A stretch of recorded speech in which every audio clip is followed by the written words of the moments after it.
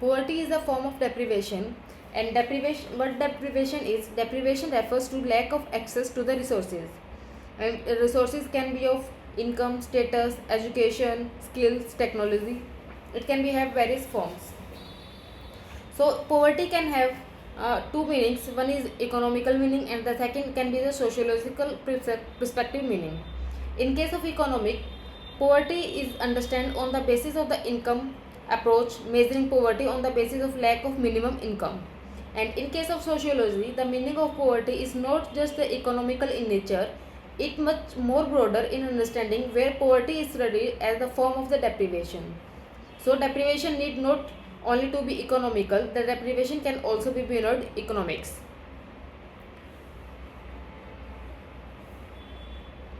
So poverty in sociological is equated to the deprivation need not to be economical but deprivation but beyond this. Can poverty be personal factor? Yes, poverty can be because of the some personal factors also. It can be result of sociological consequences. Yes, as we see in the COVID period, so it will lead to the poverty. Lower class is also an example of the poverty because of some social consequences. In COVID-19 makes many people poor. Poverty not always the result of the individual failure. Many times people become poor because of the social circumstances. And in case of a lower caste in India dominates in the lower segments of the job because of the discrimination which he often face.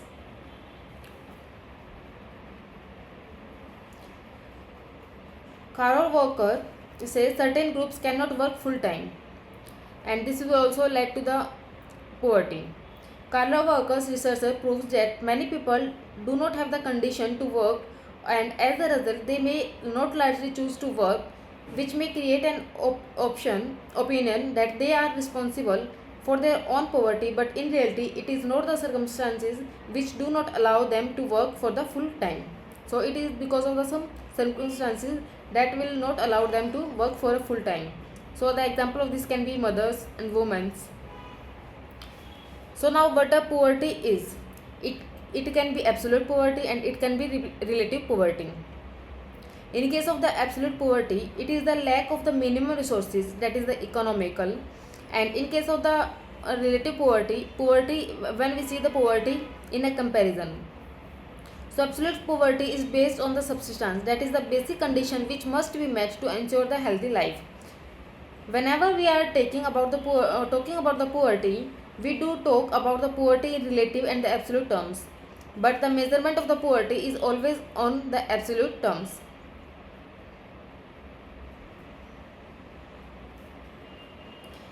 In any society where there exists inequality, poverty is going to exist in such societies. The absence of the poverty is only possible in those circumstances where there is no inequalities, therefore there can be no deprivation. So no inequality led to no deprivation and it led to no poverty. And relative poverty is with respect to the larger part of the society, comparing one's living standard with the general standards of the life. So poverty is always led to deprivation, since poverty is a form of the deprivation, and deprivation is not always led to the poverty because poverty is a form of the deprivation, and deprivation can be because of some other sociological perspective other than the poverty also.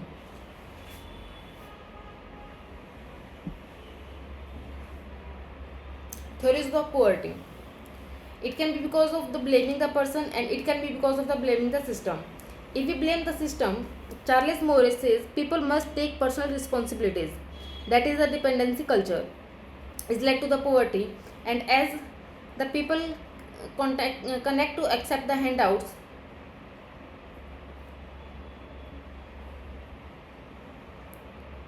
a dependency culture. When subsidies given in any society, this create dependency culture among the people who receive subsidies, and they do are so used to with these subsidies that they do not feel like working. As a result, they never work hard, never increase their potential, remains in same the places, and always dependent on the government support, and their poverty will never end. And in case the blame the system, R.S. Tholley studies poverty is an important aspect of the social inequalities. reduces the structural inequality to tackle the poverty. And he gave the example of the black Americans are poor due to their historical discrimination. So they are blaming the system because of some system failure or the previous circumstances. It will lead to the poverty, and it is because of the system. He goes to the Mexico and there he studies a place called as Tepoztlán. Tepoztlán is a village, but some also called it a ghetto. So he finding in his studies that it led to the development called as the culture of the poverty. Cause of the poverty, according to the Oscar Lewis, is the culture. The people are poor because not because of the individual causes, but because of the development of the certain specific culture which keeps them poor. A subculture was developed in the Tepoztlán villages.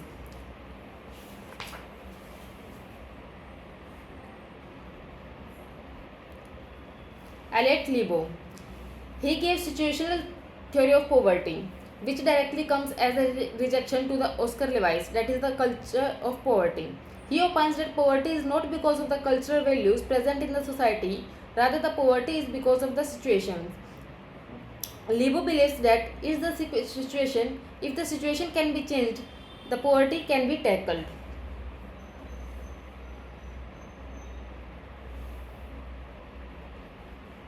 Max Weber.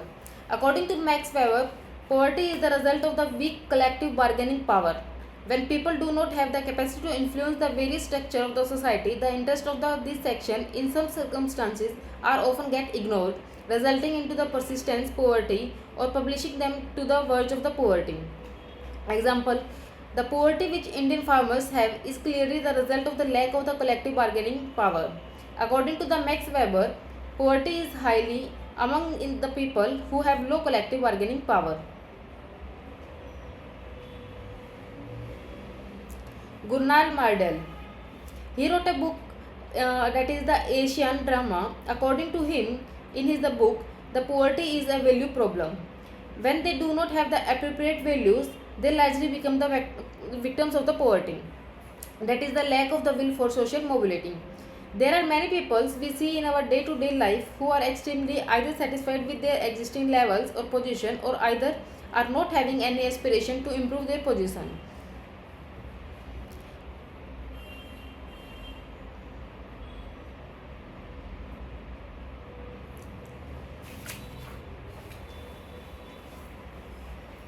Poverty and deprivation.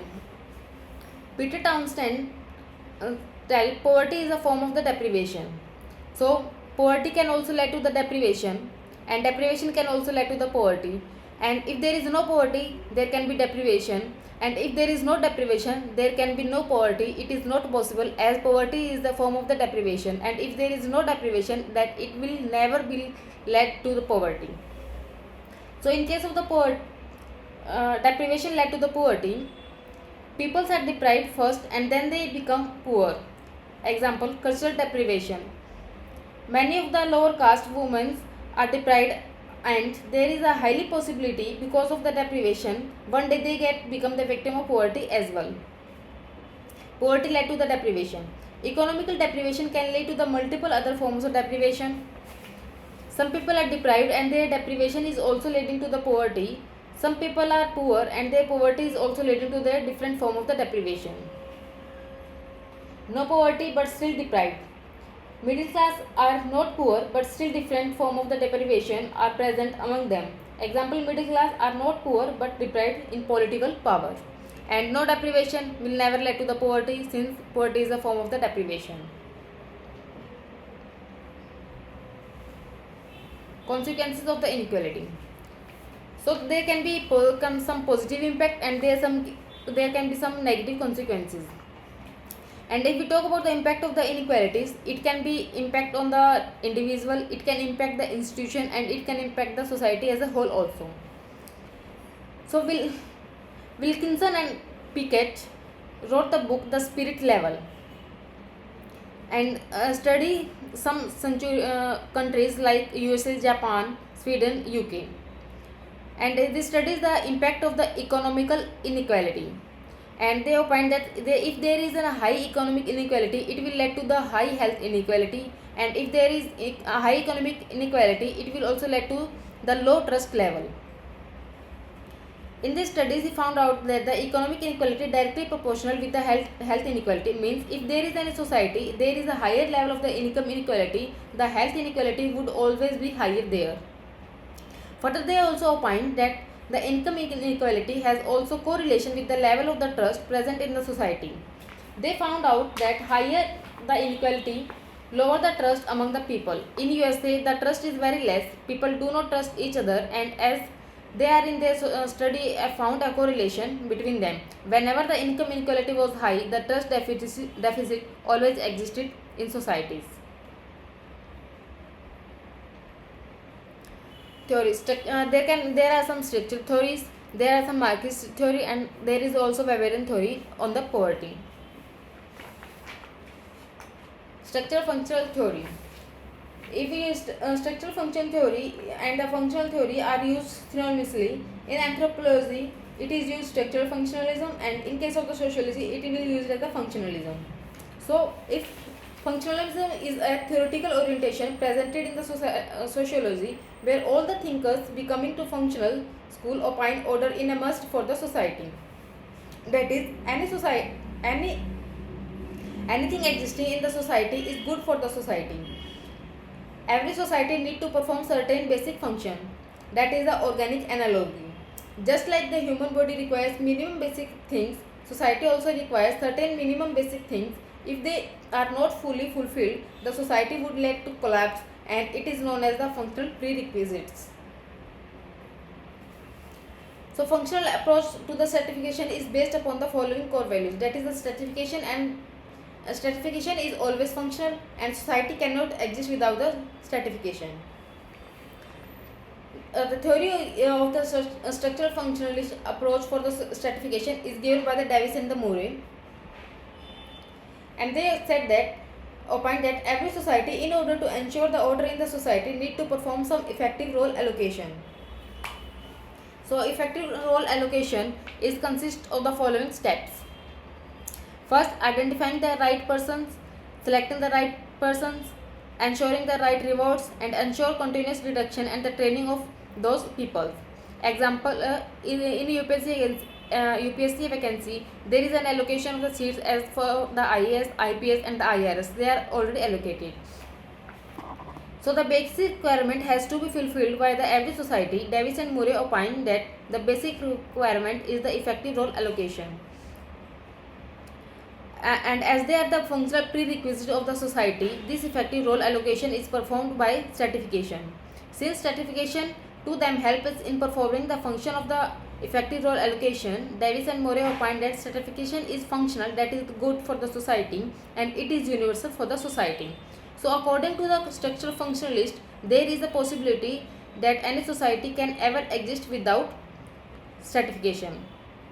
So without stratification, no society would exist. So now, how to identify the important positions? It can be because of the dependency.